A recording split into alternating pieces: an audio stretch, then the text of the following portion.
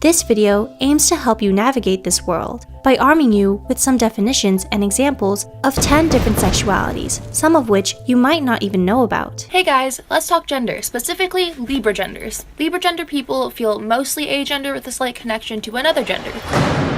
What used to be LGBT is now LGBTQIA2S+. What is LGBTQIA2S+, and what does it really mean? First, let's recognize that LGBTQIA2S+ is inextricably linked with the issue of race in critical race theory, because all of these things are about oppressors and the groups they are oppressing. For a while, that the social justice movement is like a train with several boxcars. And the lead boxcar is the racial identity or racial Marxism boxcar. But behind that boxcar are several other boxcars. There are several other issues that are linked to critical theory, cultural Marxism, not only race, but for example, the issues of sexual identity. So LGBTQAI2+. And yes, the acronym for the sexual revolution is now LGBTQIA2S+. That's not a joke or an insult. LGBTQAI2+. By the way, I didn't say that to be funny. That's just where it is now. Now it's gotten up to LGBTQAI2+. You've probably heard of the abbreviation LGBTQIA2S or some form of that. LGBTQIA2S+ people. LGBTQ2. In a tweet about Canada's controversial new bill concerning conversion therapy, Justin Trudeau references this acronym. It's official. Our government's legislation banning the despicable and degrading practice of conversion therapy has received royal assent, meaning it is now law. LGBTQ2 Canadians will always stand up for you and your rights. Which, if you're not familiar with Canada's new legislation, Bill C4, that has become law in Canada, the law against conversion therapy, they use LGBTQ2. What does LGBTQIA2S+ stand for? We know that. We know the L is for, you can say it, lesbian, right? You know, G is for B, bisexual, okay? T, transgender, okay? Q, queer or questioning, okay? I, intersex. Do you know what the A is for? Allies. A is for allies. You see, that's the purpose of conversion, is to create A's, to create allies. So even in the acronym, they have allies. Now, what about the 2, or the 2S? I told you what the 2 is for, right? That's the idea of two-spirit. And they get that from indigenous groups and communities, right? American Indians. They used to have this idea of two-spirit, a way that they would talk about people who were either, homosexual or whatever you have it there. So they bring that 2 in, we know that. And the plus represents anyone else people want to include in this group. Interestingly, the different parts of the LGBTQIA2S+ acronym actually contradict one another.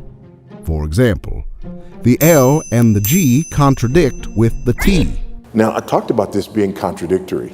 The reason that it's contradictory is because, and this point is made brilliantly in the book The Madness of Crowds, written by a homosexual author, by the way. But he points out the fact that for decades, the L's and the G's have been arguing it's a hardware issue, right? We've been trying to do, studies and to prove that it's in the genes, it's in the brain, it's in the pheromones, right? None of the studies did prove that, but for years, for decades, the lesbian movement and the gay movement was making the argument, we're born this way, it's biological. Now the trans movement comes along and says, hardware means nothing. It's a software issue. So you got lesbian gays, we're born this way, it's our hardware. Transgender saying, you're evil if you let hardware dictate reality. I am who I am in spite of my hardware. Those two ideas are completely and diametrically opposed to one another, and they can't both be true at the same time. Yet, they're part of the same acronym. Lady Gaga's argument for the L and G is that, and that's why everyone is supposed to accept identities as L and G as legitimate and natural. However, the T says that it doesn't matter how someone is born biologically. All that matters is the identity a person subjectively chooses. This means that how a person is born actually doesn't matter at all. And the Q, which represents non-normative behavior, is now contradictory to L, G, and T, which have essentially become normative. I'll go you one better. The Q is for queer. Now, queer theory is a whole branch of critical theory.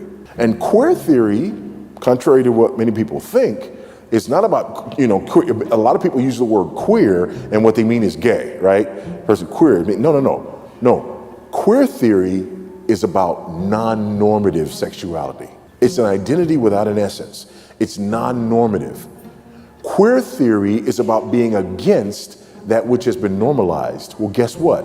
Now that gay marriage is legal, queer theory has to be against the normalized L and G. And now that the T is being normalized, queer theory's got to be against that too. Why do these contradictory letters all live within the same acronym? Well, as we mentioned earlier, the acronym isn't about consistency, but rather, it's all about oppressors and the groups they oppress. But they all still occupy the same acronym. Why? Because they're rooted and grounded in critical theory. They're rooted and grounded in cultural Marxism. They're rooted and grounded in identity Marxism. And they hope that you don't pay attention to the fact that these things are contradictory. Because the problem is power and privilege. That's what's evil, power and privilege. And all these people can be in the same acronym because compared to cisgendered, heterosexual, by the way, cisgendered means nothing. I get people who ask me that all the time. What is cis? It's a made up word. The whole point is you have cisgendered heterosexuals in the position of power. All of it is socially constructed, right? That's what postmodernism is arguing. It's all socially constructed. None of it exists as objective reality. It's just socially constructed to keep people in power. And so all of these things may contradict one another ideologically, but when you put them on the spectrum of oppressor, oppressed, they all occupy the oppressed category, therefore they all belong together. Because there's one ultimate reality, and it's the ultimate reality of critical theory. The acronym LGBTQIA2S+ as a whole, along with minorities with black or brown skin color, represents oppressed people groups. Since all of these groups of people are classified as groups that are oppressed by privileged groups, they can all be considered allies against a common enemy, despite the self-contradictions inherent within them. Of course, throughout history, there have been people who oppress and people who are oppressed. However, critical race theory, Marxism, cultural Marxism, and the LGBTQIA2S+ acronym go beyond this and argue that people who oppress and people who are oppressed can be identified simply by which group they belong to. L's, G's, B's, T's, Q's, I's, A's, 2 S's, and people with black or brown skin can identify as oppressed simply because they are part of these groups, and white men are inherently oppressors simply because they belong to that group. It doesn't matter if the groups who are supposedly oppressors are actually being unfairly attacked and discriminated against. They continue to be oppressors simply because of the group they belong to.